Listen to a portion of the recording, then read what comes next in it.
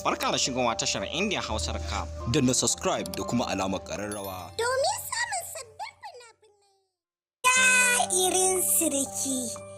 Jairin Siriki kayataccen kafce ne da kamfanin Sultan Film Factory masu birbiɗan fassara suka fassara muku shi.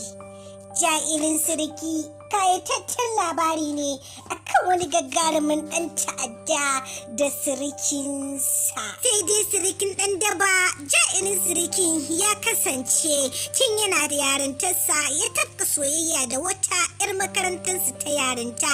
Bayan barin shi da ta yi ta koma wata ƙasar, hakan ne ya fusata shi, ya yi alkawarin cewa da shi da abokanansa ba za su sake yin soyayya ba a rayuwarsu. Sai dai ɗaya daga cikin abokanin Jairin Siriki ya yaudari Jairin Siriki ya je ya kamo da soyayya. Samun labarin soyayyar abokin nasa ya fusata Jairin Siriki, ya yi tattaki don ya je ya kwamuso abokin, yayin da aka ce abokin ya fece zuwa tashan jirgin kasa.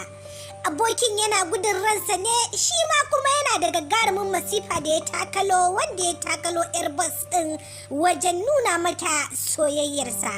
Shi kuma Jairin Siriki ya ɗauka gudu yake yi don ya karya mai alkawari ya haɗu da soyayya. A nan ne aka warware wa Jairin Siriki zare da abawa, shi abokin nasa ya nuna masa cewa ba fa shi yake wa guje-gujen ba, ya takalo 'yar gidan babban ɗan daba ne. Jairin Siriki zuwansa gidan ɗan daban ke da wuya, wai ya ga wane ne ɗan daban nan da har in aka kulla halakar soyayya da 'yarsa yana kuma sheke mutane. Tun daga lokacin ne bas ɗin kai arangama da Jairin Siriki ya addabi rayuwarsa.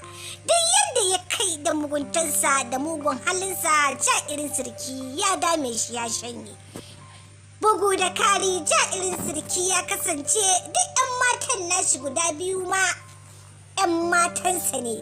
Ɗayan tsohuwar soyayyarsa ce, ɗayar kuma sabuwar soyayyarsa ce wanda yake yayinta. A ƙarshe dai gagarumin ɗan ta'addan ya yi sadaukarwa ga Jairin Siriki, ya mallaka masa 'yar tasa duk da baya so ya mallaka masa ita. Tabbas wannan kafce na kunshe da cakwakiyoyi fim wanda na furta a baya. Rikaf kaɗai ba zai wadatar maka ba, kai dai nemi naka kayataccen kafce na fim ɗin Jairin Siriki na kamfanin Sultan don more cakwakiyar da ke cikinsa. Kada ka manta, idan wannan shine zuwanka karo na farko zuwa wannan tasha tamu mai albarka mai suna Indian Hausa Recap TV. Masoya, don Allah ku danna mana subscribe da kuma alaman kararrawa don more fashin baki da ke cikinsa, ko kuma in ce recap na fina-finan Indian fassarar Hausa. Kai dai kulla halaka da wannan tanar tamu mai albarka don sanar da ku masoya da zarar mun